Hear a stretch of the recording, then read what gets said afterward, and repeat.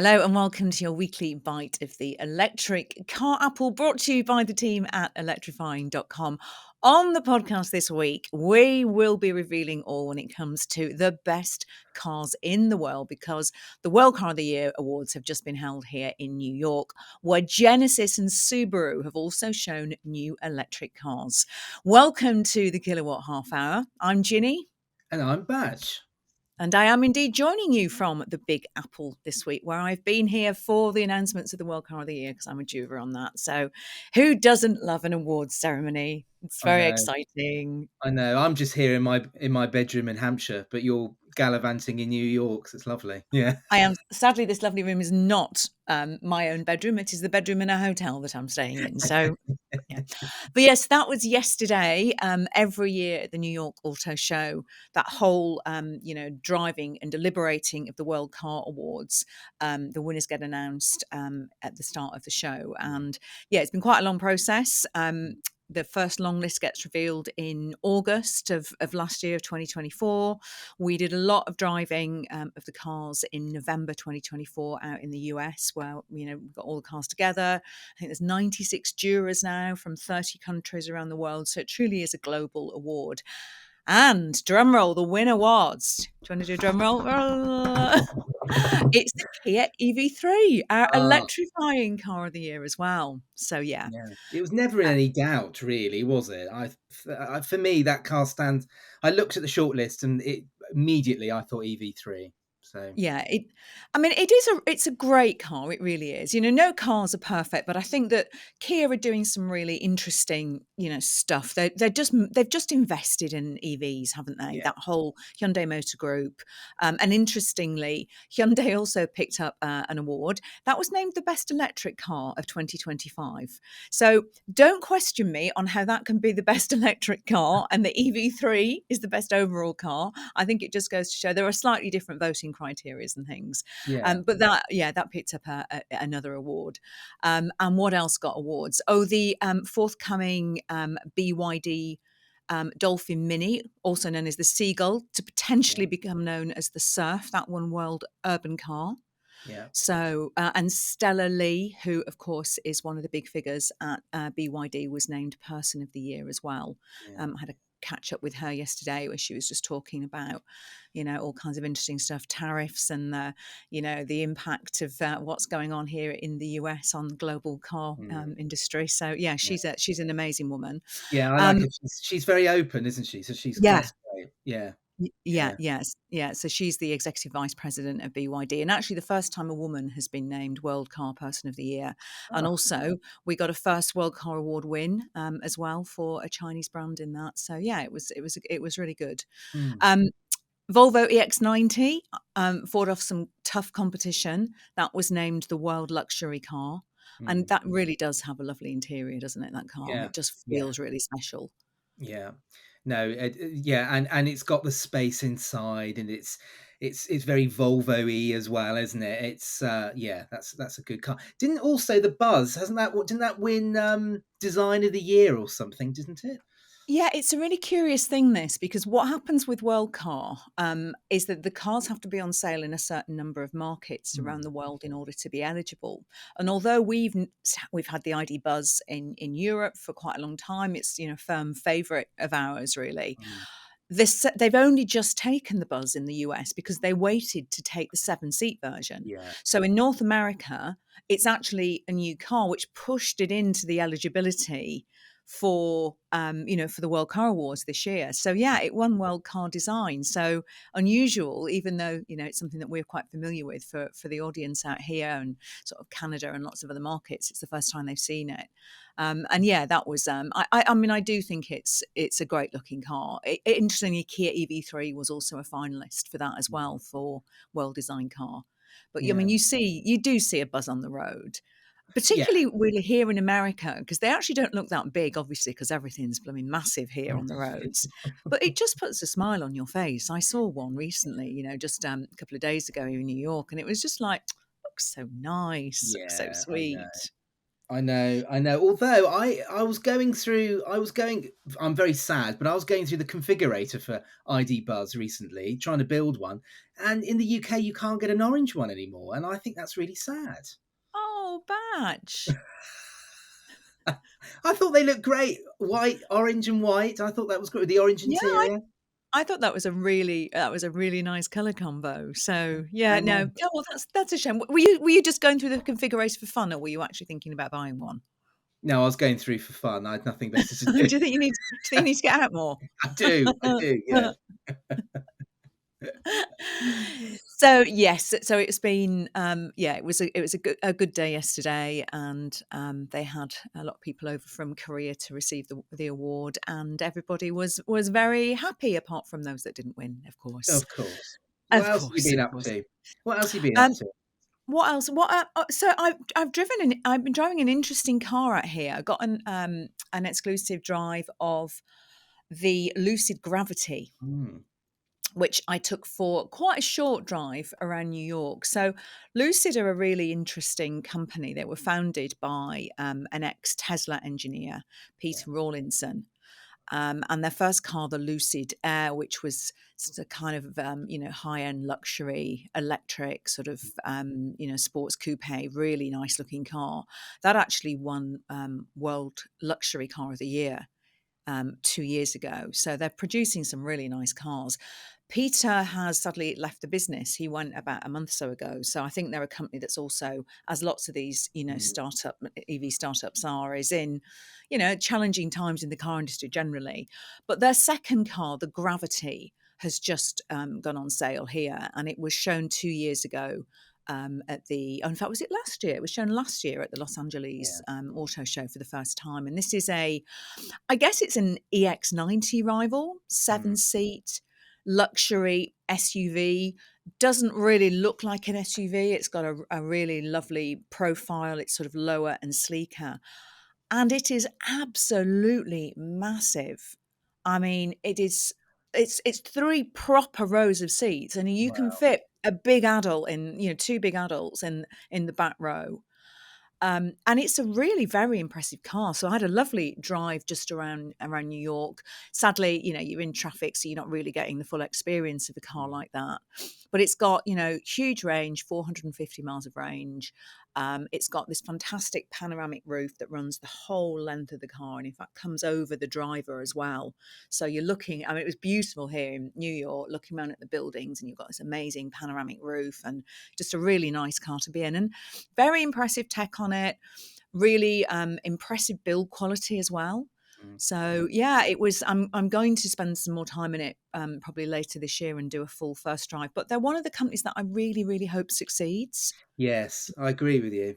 Yeah, Do because you you? feel, Yeah, yeah, because you feel as though they're trying to do something a little bit different, and I know everybody's trying to do something different, but it seems to be well thought out, well designed, well executed, yeah. and particularly from a European perspective, they haven't been shouting about themselves too much. They've just been quietly getting on with it. Tend to Yeah. feel. Yeah, no, absolutely. And of course, they've got that tie up with Aston Martin, haven't they? Yeah, So they're doing sort of technology and sharing with Aston to help. Aston's basically licensed their tech to help them develop their yeah. first sort of high end electric car. I did try to find out what was going on with that yesterday, and they were like, "Nope, not talking about that. Thank you very much." Um, but I think that the other thing that really impressed me with it is the charging times. Yeah. So you can add 200 miles of range into the Lucid Gravity in less than 11 minutes, Wow. Yeah. which is such a game changer, that, Yeah. isn't it? Yeah. It really is. Yeah. I mean, that's Yeah. I mean, yeah, that's not. You haven't got enough time to go and get a cup of coffee. There, really. We're getting into that. We're getting into that yeah. window now, aren't we?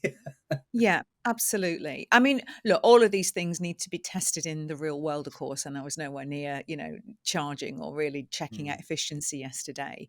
But yeah. it is, yeah, it is a really, really beautiful car. I mean, handling seemed really nice. The ride was great, even sort of right at the back. There's just the whole ride. It feels like a really comfortable. It feels like a premium car, like it is. So Yeah. yeah, no, I've got my fingers crossed for them. They've never ruled out coming to the UK. Peter Rawlinson, as I said, who's left the business but who started it, is of course a Brit. And they have, they do have a European team now. So it's never been ruled out. And I really hope that they do end up coming to the UK because I think they're really good cars. Yeah, yeah. Well, fingers Um, crossed. yes, yes. So what about you? What have you been driving? Well, really not as glamorous as you, but I've just been spending a lot of quality time in a Renault 5 lately, and we've Very all. I know good. I've just I know everybody talks about the Renault 5, and I've had a quick go in one in the past, but this time I really sort of spend a lot of time with it, and I don't want to jump on the bandwagon, but I just think it's great. I really do. I love the way it looks. And the thing that surprises me about it has a really grown-up feel. I mean, you Mm, could get in that car and it feels like a Megane or even a Scenic yeah, almost. Feels really big. I just wish it had a bit more space in the back. The yeah, boot was a bit bigger, and I don't think, and I think I've heard this from a few people, and I think you're one of them. That I drove it in blazing sunshine, 20 degrees, and the efficiency was really good. But I think in the winter it's not quite as good, is it? no. So there are a few things that aren't brilliant about it, but I think overall, I mean, Renault are really kicking it out of the park at the moment with their EVs, I think. It's really interesting, isn't it? Because I think there are a few brands that you look at and you just go, how are the others going to catch up? Yes. And Kia obviously is one of them. Renault is another one, I think, Yeah. doing really good stuff. I'm actually really excited about BMW going forward. I Mm, think when we start to see that new Neue Class design language, which is also going to come with a lot of new technology as well, yeah. and of course, we've got the BMW, the iX3 coming later this year. I Yeah. think they're another one, and you do look at brands like that and think, what's the hope for some of these other brands that are Yeah. kind of, we saw Subaru out here yesterday, and they've shown another electric car at the show yesterday. It's called the Trail Seeker. Mm, It's basically a Solterra that's sort of had a sort of a bigger boot shoved on the back, and it looks a bit like a Solterra estate. And you just look at it and you think, yeah, that the Solterra itself has had a bit of a facelift. It's had a range boost. It's got 25% extra range, and it's slightly quicker charging times. It can now charge it up to 150 kilowatts, which is just not that impressive, really, is it? no. And you look at some of these brands and you think, yeah, it's an all right electric car. It's fine, Yeah. and it is going to come to the UK. It might not be called the Trailfinder. It might have a different name in the UK. But you just think they're not it's not exciting. No, It it's just not. was a bit like, "Oh, okay, right, Yeah. great. Well, yeah." And I think a big example of that is Ford and VW. This partnership Yes. that they forged a few years ago, and everybody said, "Oh, it makes perfect sense. Ford can use VW's EV tech. VW can use all of Ford's commercial vehicle know-how." And really, it hasn't really come together, and it hasn't gelled, I don't think. And the cars that they've produced, particularly the Ford ones, are just very average. Yeah. Not a huge amount to shout. Whereas with Renault, I mean, they really are striving forwards, and it looks like Nissan may be able to get some benefits from this as well. So yeah, It does. Yeah, it does, but then you start to think, once you're putting some of those Nissans next to a car like the Renault 5, I mean, that's gonna be so interesting to see because what I think Renault are doing is, yes, the tech is there, but it's the design. The yeah, design team are doing such a good job. yeah, And ultimately, it's like there's a fantastic Canadian guy in charge of Kia's design team, Kareem Hadid, and also that Joachim, who's the guy who's in charge of their interior designs, and in fact I think he's just moved on to the future design team now, but they're doing really interesting stuff, as mm, are Renault. mm. Renault's design team producing lovely looking cars. Yeah, they are, and they've So got the want factor. And I've had this when I was driving this Renault 5. A lot of people were talking to me about it when I parked it up, and they knew about it. Everybody knows about the Renault 5, and for a lot of people, yeah, they were saying it's the first EV that I'm considering buying, and I think that yeah, is such. That's quite a groundbreaking moment, especially when you remember how cheap it is. I mean, we'll talk about this later on in this podcast, but the leasing deals on them are fantastic. So yeah. yeah, it's a really good car, and I think it's got the potential to really shake things up. Yeah, definitely. Okay. All right. So, what else has been out here? There wasn't a lot going on at the New York show, in for us because obviously quite a lot American market. But one thing that was quite interesting is, did you see the Genesis that they've come out with? This it's the Yeah. third concept in I think as many weeks. They did a couple of concept cars at a show recently that they showed out in Korea, and then they've come up with this. It's called the X Gran Equator. It's the only car I've seen that can give the Jaguar Type 00 a run for its money when it comes to the length of its front end. It is massive. Have you Yeah. seen it, Batch? Yeah. It is huge. It Absolutely massive, isn't it? honestly, that bonnet is so long, so Yeah. long. So they're not going to make it. It's more of a kind of a design study of where they can go. And they're an interesting brand, aren't they? Because they literally came out of nowhere like 10 years ago. Sold, they said 1.3 million vehicles around the world.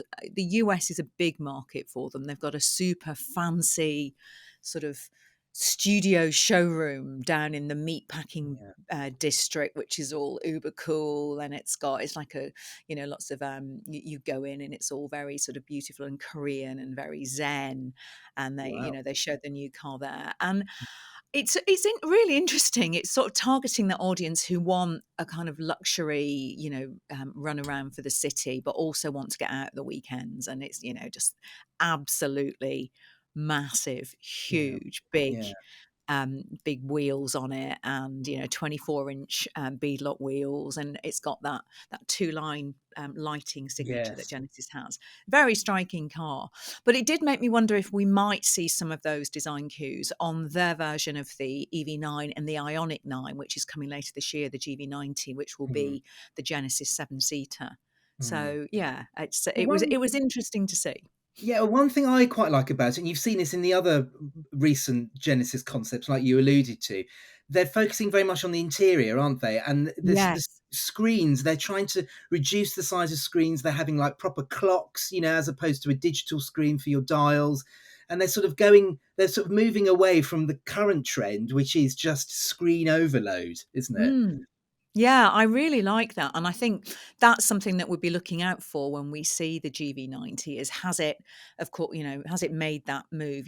Are these just for production? Are these just for the concept cars? Or are we going to start seeing more of that? And I do wonder if we've reached peak screen. Do you think we've reached I peak hope so. screen? I hope so.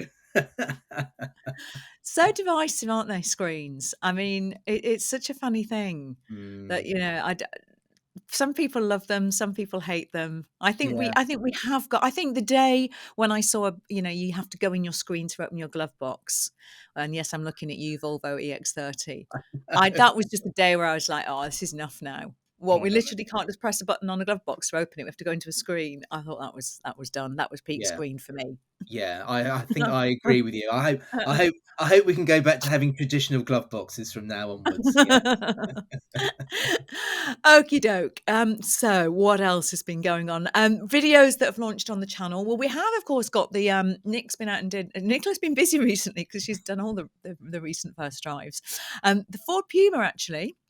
And we're Mm, talking about Ford not actually doing brilliantly, perhaps, with its electric cars, but both Vicky and Nicola have driven that and actually thought it was okay. It was pretty yeah, good. So check that out. Nicola's also been out driving the Zeekr 7X. So we've got a yeah. first drive of that on the channel. And she's also had a quick go in the Suzuki Vitara first drive. Mm, So we've spent a little bit of time in that as well. So that video will be on the channel. So watch out for all of those. mm. Right then, we've got no Barnard, no Barnard's bargain this week. Have we got a Batch's bargain? Have you got a We Batch's do, bargain for it? we Yay! do, What's the amazingly. Batch's bargain? And surprise, surprise, I'm going to start off with the Renault 5. I alluded to it earlier on. I alluded to It's my new favourite car, Ginny. So I I know. alluded to it earlier on, and the leasing deals on them are amazing, really. There's a 90 kilowatt Evolution Urban range at the moment. So it's the smaller battery one with the 40 kilowatt hour battery. Yeah. 48 months, 8,000 miles, just under £250 a month. Wow. And initial rental is £2,249. So 200, that's £250 for a Yeah. car that is the car of the moment, really. I think, It is. and like we said earlier on, it is a bit small. But I think if you're a couple and you want something that can deliver a fair amount of range, it's got loads of style, comfort, the tech on it is really good. That seems to me to be a really, attractive, tempting deal. Uh, And it feels special. That's the thing I like yeah, about it is I completely agree. It is slightly cramped in the back. The boot isn't great, but you're trading that off for something which is compact and fun to drive and feels really nimble on the road and just has, like you've said, it has a wow factor. It yeah, really does. It is, and it's a car that you get in and you feel like, and you see it yeah, outside your house and you yeah, feel, oh, that's my car. That's a lovely car. So I exactly. think for that, I mean, often the bargains that we do, it's a financial, it's the head taking over, isn't it, on a lot Yeah, of these bargains that we have on the podcast. yeah, They might not be the most desirable car, but they're actually really good value. I think yeah, this is one of the unusual ones that it's a good deal, but it's also a car that will make you feel yeah, great. Yeah, yeah. it really is. Well, talking about the head over heart debate, I mean, there's the MG4 as well, which Yeah, for £5 more, you can have the trophy long range. So it's got the 64 kilowatt hour battery. So it's a more chunkier range. battery, longer range. Similar terms, similar initial rental of just over £2,200. Mhm. And so that's quite an interesting thing. MG4 has been a hugely successful car in the UK, and it's not as desirable as the Renault 5. But if you want something that can do the job, it's got a long Yeah, range. That's worth thinking. And there's also the BYD Dolphin. Again, this is the large battery model, 60.4 kilowatt hours. A bit pricier, £260 a month. Initial rental is around the same. But yeah, I mean, it's just where do you want to put your money? Is it the wow factor with the Renault 5, or something yeah. a little bit more sensible with the BYD and the MG? A bit Interesting. more space, a bit more range. And have we got details of those on the website as well, haven't we? On the Yeah, leasing we page do. on the website, got Yes. details of all of those deals. So we update them regularly. So do go and check that out over at electrifying.com. And which would you choose? Would it be your head or would it be your heart? I Renault would 5, MG4, I would put BYD up. Dolphin? I personally, I would put up with a slightly smaller range just for that smile that comes across my face when I look out the window and see a Renault 5 outside. So Absolutely. And let us know what you think as well. Let us know either in the comments below or, as always, email us your thoughts. And that is podcast@electrifying.com. We always do love to hear from you. Okay, time now to thank our partner for this episode, because this episode of the Kilowatt Half Hour is brought to you with the help of Anderson EV. If you're into design as much as you are electric cars, I think you'll love their home chargers. Anderson's A2 and A3 aren't just functional, they're beautifully made with a choice of 200 colours and finishes, so they blend in with your home or be made to match your car. No bulky boxes, just smart tech. It looks great and it works. And you can find them at anderson-ev.com. Let's move on now to your car buying questions and your comments. I'll kick off with this one from Sandra Raxel. Hiya, Sandra, who's emailed in podcast@electrifying.com. Sandra says, "Hi team, I find myself in the very fortunate position of being able to choose between two very good electric cars. I need 7 seats, 4 kids and 2 Jack Russells. Are you sure 7's enough?" And we never seem to pack light. Oh, I know that. So space is the number one priority. My two options are the Kia EV9 and the Volkswagen Buzz. I've driven both. The Kia makes the most sense in terms of range and charging, etc. But I'm the only one in my family that's on Team Kia. My husband and kids think I'm crazy for even considering the EV9 when the Buzz is an option. They love it. No matter how much I explain that getting places will take longer, etc., nothing will dissuade them. As people who have spent time in both, could you help settle the dispute? Thanks in advance. Sandra, this is like asking me to choose between my two favourite children. If I had two children, I've only got one, so I don't have to do that. What a choice to have. I don't know. Both are. I'd Both. like You either have them of them. both. Yeah. Right. I mean, that's not very helpful for Sandra. Should we see if we can be slightly more I helpful than that? I think I think it would have to be, and I mean this just, you know, I think it just nudges ahead for me. It's the EV9, isn't it? Mm, I just think it's a bit more efficient.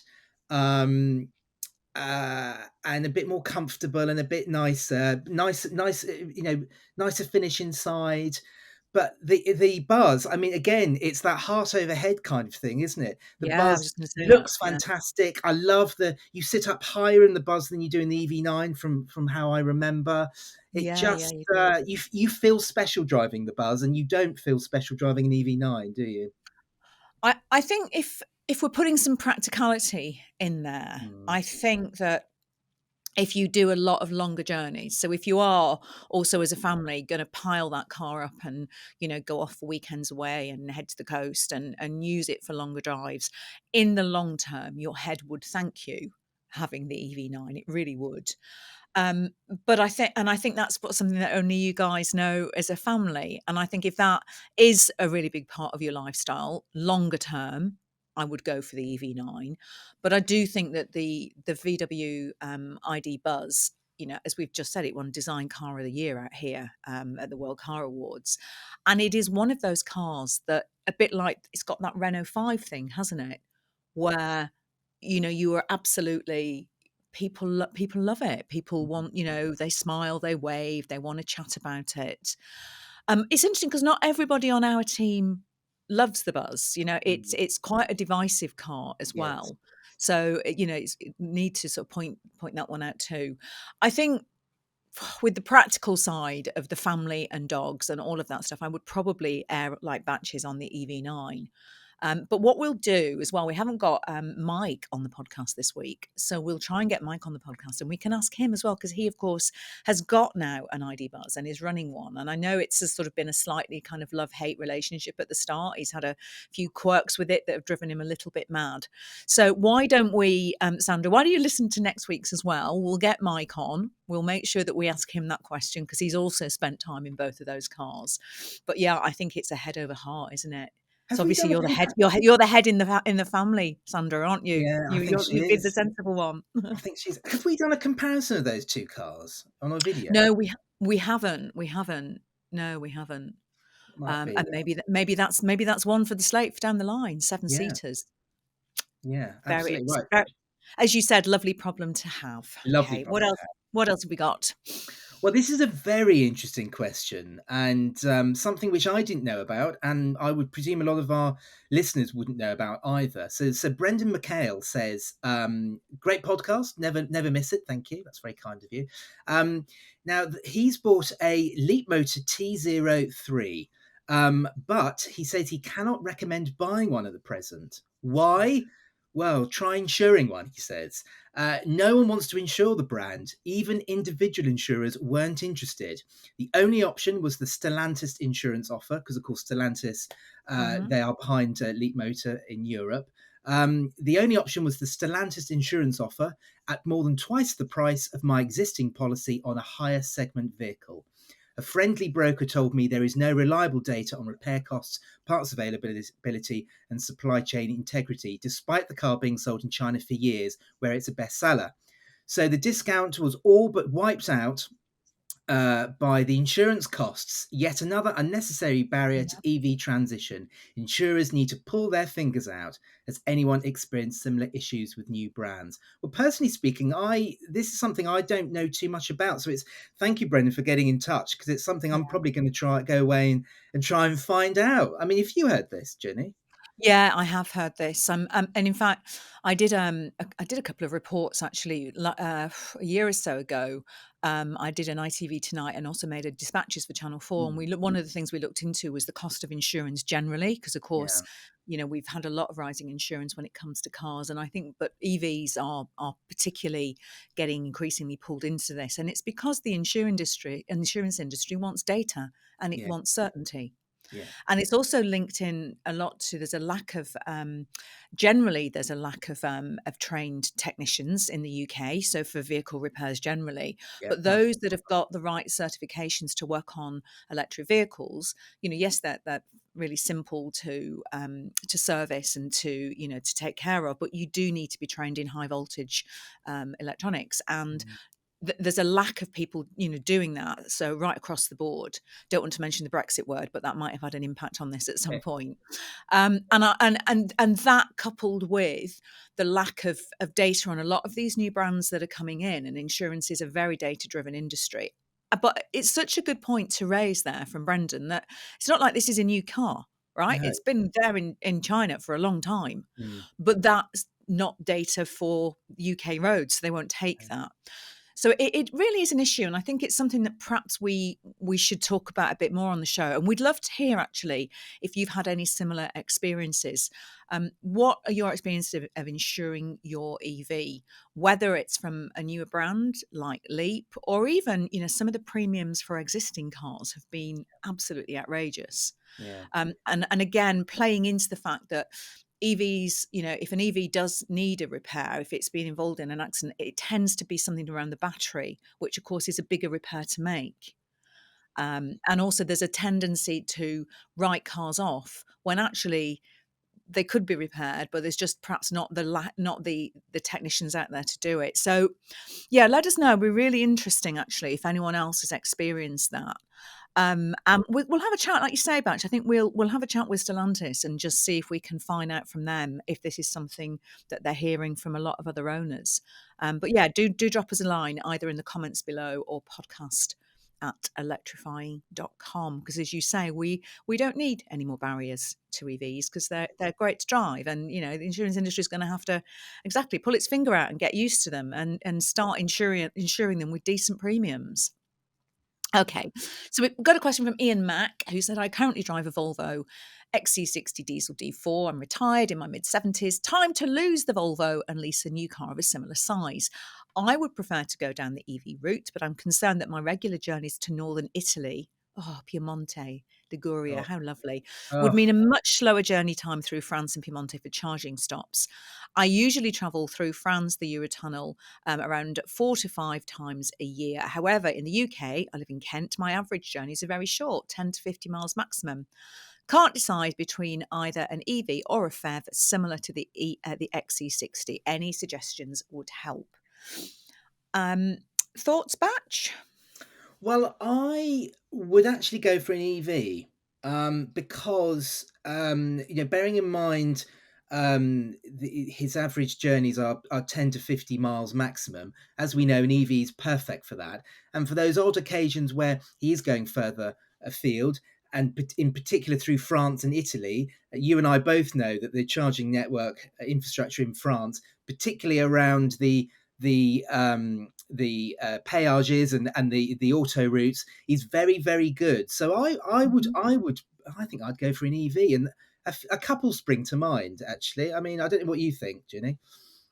Um, yeah, I think it's a tricky one, isn't it? It feels a daunting thing to do, making the switch, and also it feels very daunting charging anyway, and go, when you're doing it all for the first time.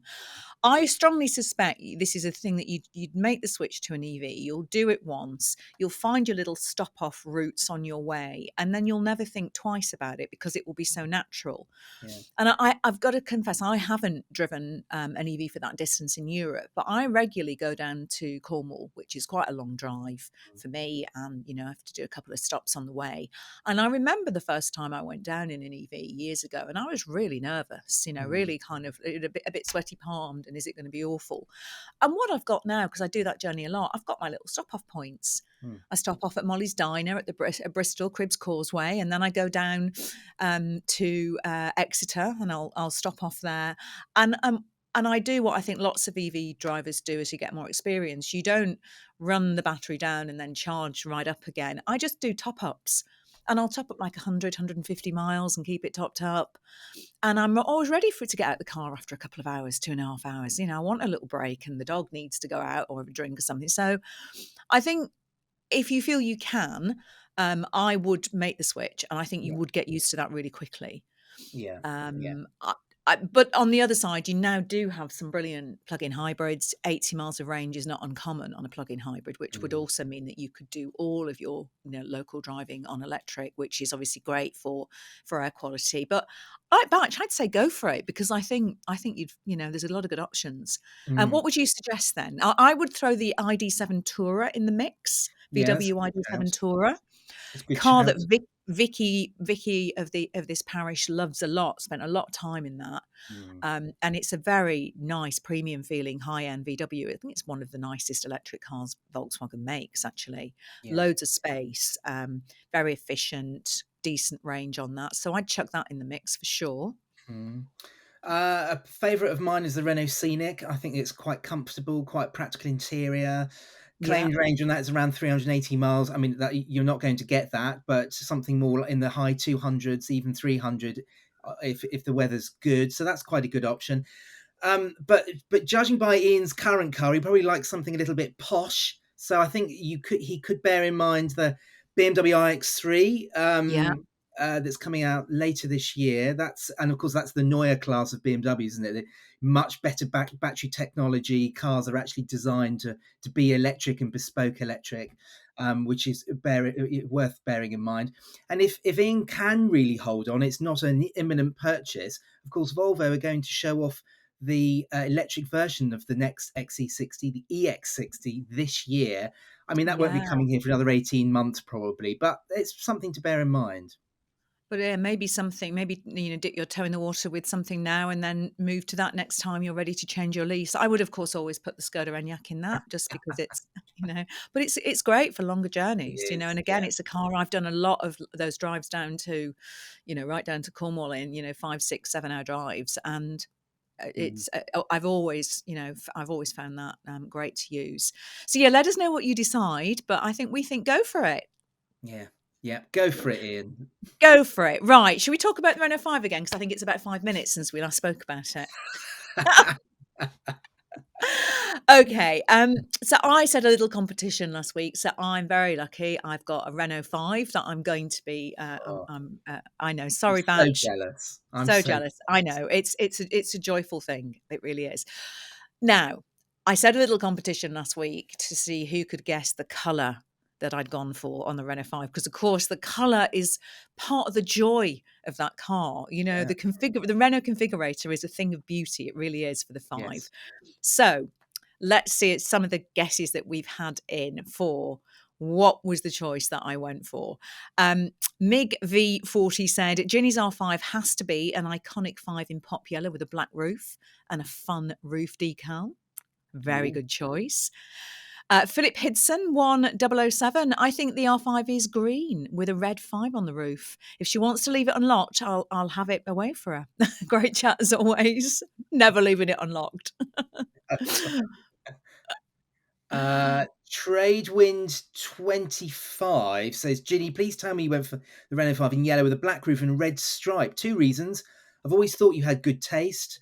And secondly, I'm waiting for mine to be delivered. Had to be that colour for me, as I had a bright yellow Renault 5 back in the early 1980s. Brilliant. I'd love to know actually how many people who have owned Renault 5s in the Mm, past but have never had an electric car before are actually going into this just because yeah, it's a joyful thing. And like yeah, you say, I suspect this is one of those cars that's going to convert a yeah, lot of people to electric. yeah. Finglebat, who is a regular to the podcast, said Renault 5, I think Ginny picked midnight blue with a black roof and a warm titanium roof line. That's Do you know interesting. that? The That is very, very interesting. interesting. Yeah, yeah. Oh, do you know that is the most popular colour in France? The French don't like the bright colours. It's the Brits like the bright colours. Hence why green is the standard no-cost option in the UK. Yeah, Okay. The Renault 5 has to be yellow with a white roof. Thanks for another great podcast. I always look forward to it. That's from Ron Stanley. Thank you, Ron.